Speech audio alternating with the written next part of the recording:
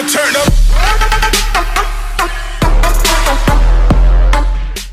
All right, do you want to win a Brandon Ayuk jersey? All you have to do is be a subscriber for a chance to win. We pick one of you random people that subscribes at the end of March, and then you have a chance to win a free jersey. So, hey. All right, we're going to do free agent winners, and this is going to be kind of like part one because by the time this video comes out, there's probably going to be more and more people that have been signed, like Kenny Golladay and stuff. We know that free agency is going to continue to ramp up here more and more, but we're going to go with at least the first three here. My first one's going to be Terry McLaurin. He's ADP 11, and I have him right around that spot, but the reason why that I have him as a winner is because he really could have shared that alpha spot with somebody. And that's Allen Robinson, that is Kenny Golladay, or that is a rookie coming in like Rashad Bateman. I thought Rashad Bateman was a really good fit for that team, not necessarily fantasy.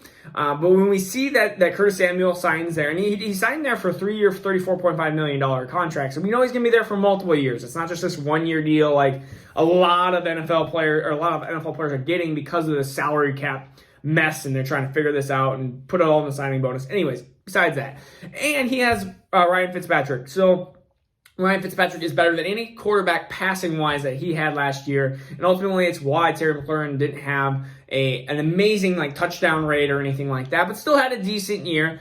So yeah, Curtis Samuel being the beta to his alpha, and I do like that alpha-beta type combination. And Terry McLaurin, I think, is going to have a really good year now being in his third year of fantasy football. Well, I guess football, our third year with him in fantasy football. Anyways, so Terry McLaurin, I think he's going to be a winner here just because he gets to retain his alpha spot, and nothing's going to change for him, which is awesome. That's what we want we want consistency. We want wide receivers that are going to have a high floor, even with a bad quarterback, and Terry McLaurin can definitely be that. My number two, and this is going to be probably controversial right now, but it is going to be Deandre Swift. And Deandre Swift's actually ADP is running back 8. And so I have him actually as an end of RB1, so I have him right into that 11-12 range. But the reason why I could see that ADP dropping, and this could be a time where people might be slightly panicking. You might want to ask, is DeAndre Swift available? Because when you hear Jamal Williams, you constantly think, oh my goodness, that could be a really good running back there.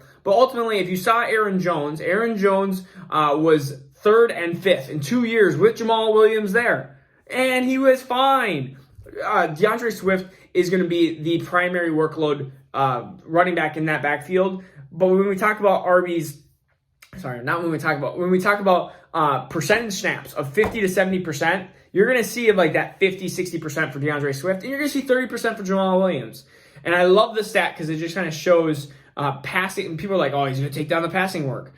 Peterson and Kerryon Johnson had 31 catches. Jamal Williams had 31 catches. So they both kind of cancel each other out. You just take two players, instead of having two players that are not going to be sufficient, you just get one player. So Jamal Williams is going to kind of swallow up and take both of those roles into one. And ultimately, he's going to be a valuable handcuff for Jamal Williams, especially if DeAndre Swift gets hurt or anything like that. But DeAndre Swift is highly, highly talented.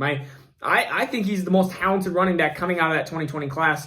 That's hard. I mean, there's some really good running backs, but I think ultimately that's the case with DeAndre Swift. Anyways, my number 3 is going to be Gerald Everett. So Gerald Everett, he got signed with the Seahawks. We have to temper some expectations because he's a one-year, $7 million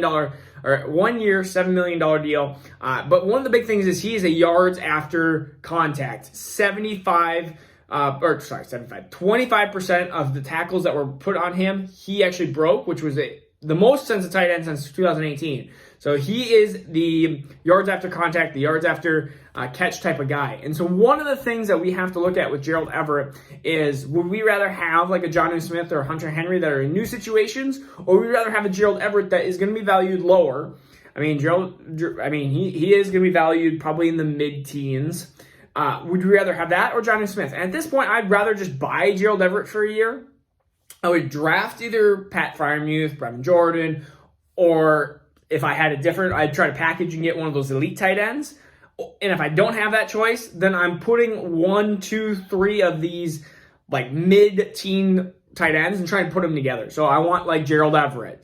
I want Logan Thomas. Heck, I want even deep flyers like Anthony Fursker and Donald Perron, Just give me all those kind of tight ends and hope one of those tight ends really hits. And I'm going to be probably trying to play situations, especially if I'm a contender, until I can piece that together. And maybe halfway or 10 games into the year, I go, all right, this is not sufficient enough. I'm going to package a tight end and a first and something, and maybe I go get myself a tight end, a better tight end.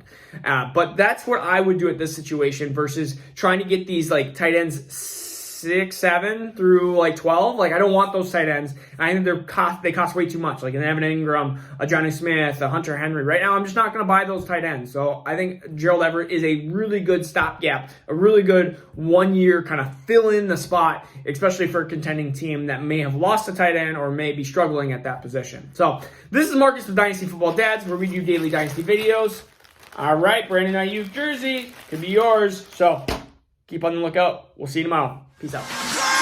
Now turn up.